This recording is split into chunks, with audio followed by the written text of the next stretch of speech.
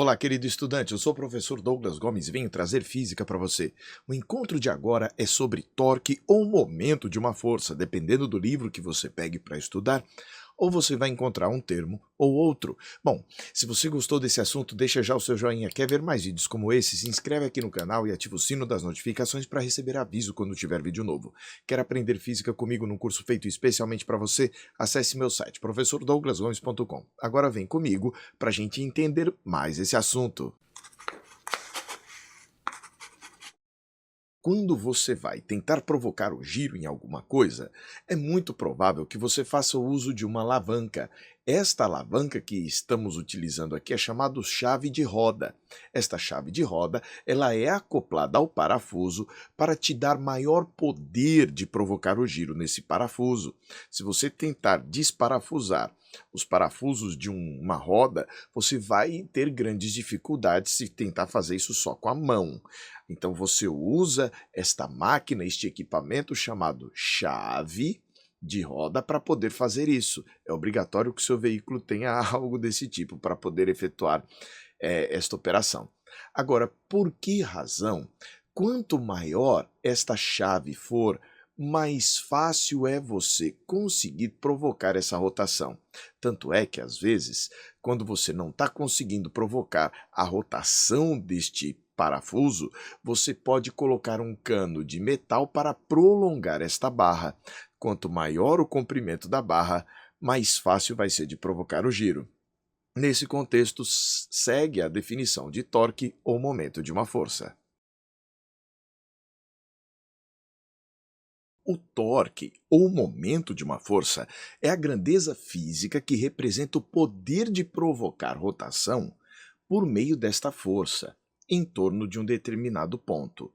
Observe aqui, então, o caso do nosso parafuso com uma chave. Esta chave vai servir de alavanca para nos ajudar a provocar a rotação. O poder de provocar o giro vai depender da intensidade da força. Quanto mais intensa a força, maior o poder que ela tem de provocar o giro. Outra coisa, vai depender do local onde eu estou aplicando esta força. Esse ponto vermelho circulado de preto é o ponto de aplicação da força. Existe o que nós chamamos de um vetor posição deste ponto de aplicação em relação ao eixo. É o vetor que liga do eixo de rotação até o local onde a força está aplicada. Este vetor eu chamei de R. Θ é o ângulo entre este vetor R e o vetor F. Essa vai ser a nossa ideia. Qual é o valor do torque? Vem comigo. No nosso dia a dia, nós já sabemos que quanto maior o módulo da força, mais poder ela tem de provocar giro. Então, o torque vai ser igual ao módulo da força vezes e o módulo do R, que é a distância do eixo até o ponto de aplicação da força, que é o vetor posição do ponto de aplicação da força, vezes o seno de θ. O que este seno de θ significa? Que o ângulo que esta força é aplicada é importante e vai depender do seno de θ. Se você fizer o θ igual a zero, você não vai ter poder de provocar giro com esta força, nem se fizer o θ igual a 180 graus. Experimente fazer uma força nesta direção e neste sentido, nesta chave. Você não vai conseguir girar coisa alguma. Aqui, o ângulo θ está zero.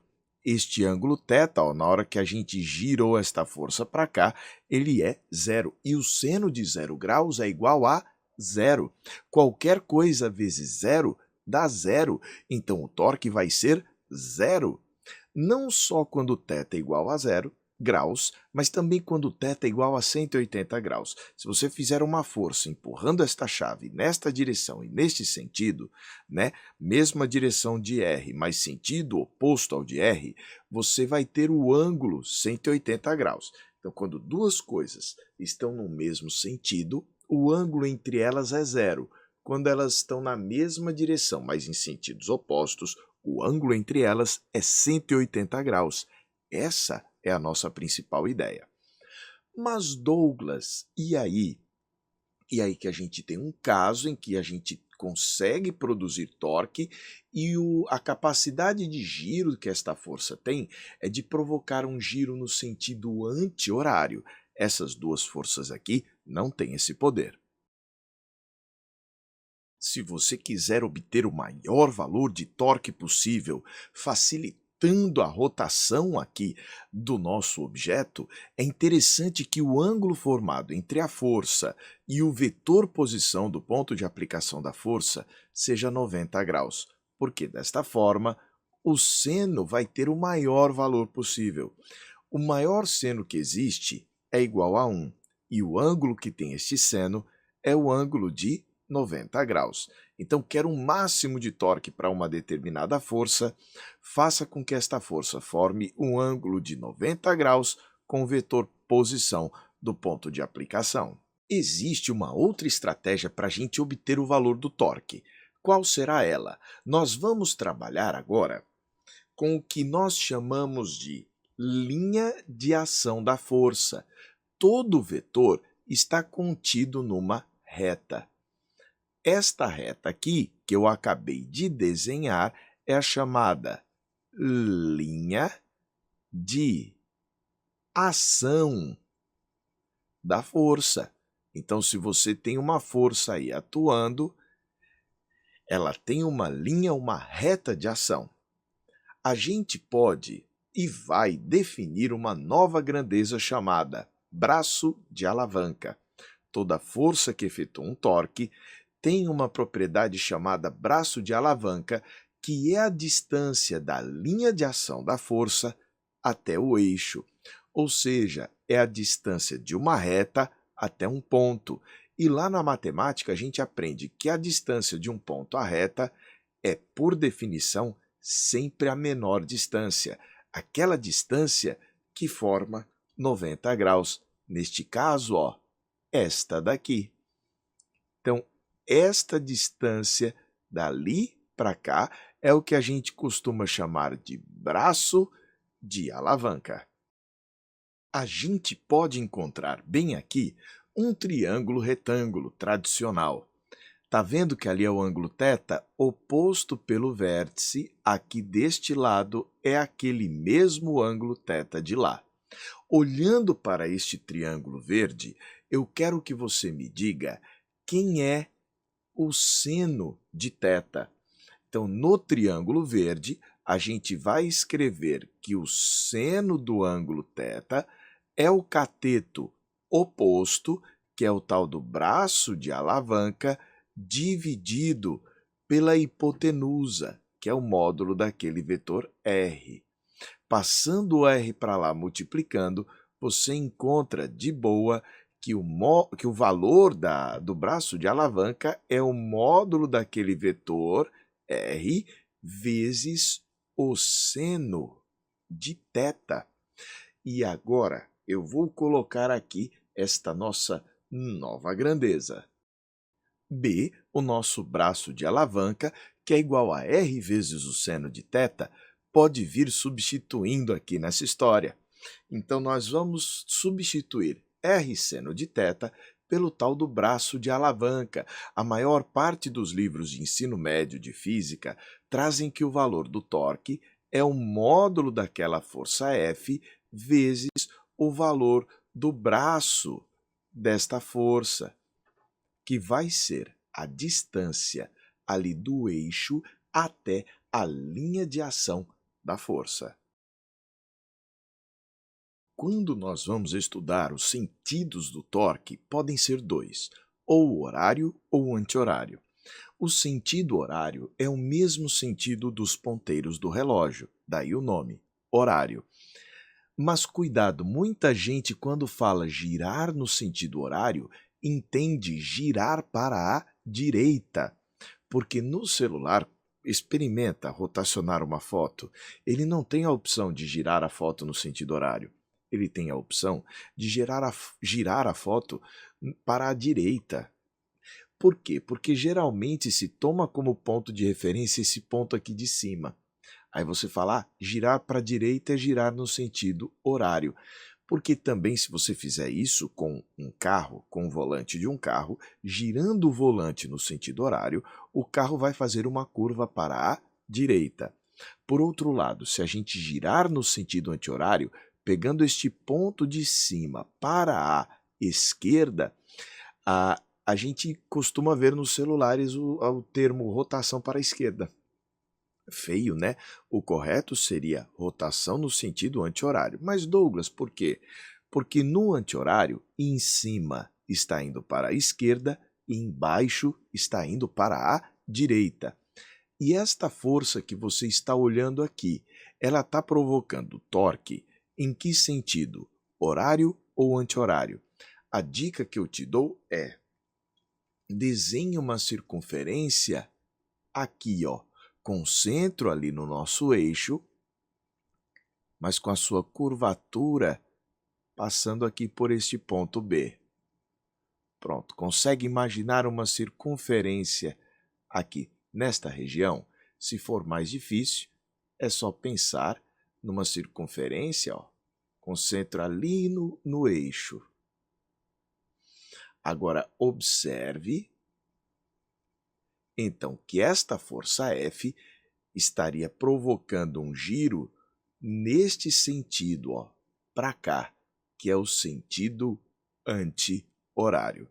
Então, na hora de dizer, olha, esta força exerce um torque, é interessante que você também diga em que sentido, se é no horário ou no anti-horário. No ensino superior existe outra definição de torque, que é a definição vetorial. Mas para os exames de ensino médio, esta definição que eu passei aqui para você é a que vai funcionar. Vamos a um exemplo? Neste primeiro caso, nós vamos ter a distância R 0,3 metros, o ângulo 90 graus e a força 4 newtons. O cálculo do torque neste caso vai ser o módulo da força F vezes o módulo de R vezes o seno de 90 graus. O resultado vai ser então 4 newtons vezes 0,3 metros vezes 1. Isso vai dar 1,2 newton vezes metro. E em que sentido isso aqui está provocando a rotação? No sentido anti-horário. Então, este é um torque no sentido anti-horário. Vamos para outro caso. Neste caso agora, trocamos aquele θ de 90 graus por um ângulo θ de 30. Se nós formos calcular o torque nesta segunda situação, o valor dele vai ser igual ao módulo de F vezes o módulo de R vezes o seno agora de 30 graus, só que o seno de 30 é 1/2. Então, nós vamos colocar 4 newtons vezes 0,3 metros vezes 1/2. Este resultado vai dar 0,6 newton vezes metro. Esta força, atuando aqui, provocaria um giro no sentido anti-horário também, que é o contrário do sentido do relógio, certo? Este aqui é o contrário do sentido do nosso relógio. Vamos para um terceiro e último caso. Neste caso agora, foi fornecida a força, a distância daqui para cá, 0,5 metros, a distância daqui até a linha de ação da força, 0,3 metros. E se pede o torque. Como é que você vai fazer isso daqui? Não tente usar FRC no θ. Use a técnica do braço de alavanca. Por quê? Porque este braço de alavanca já foi dado para você aqui no problema. O braço de alavanca é a distância do eixo até a linha de ação da força. E neste caso, ela vale 0,3 metros.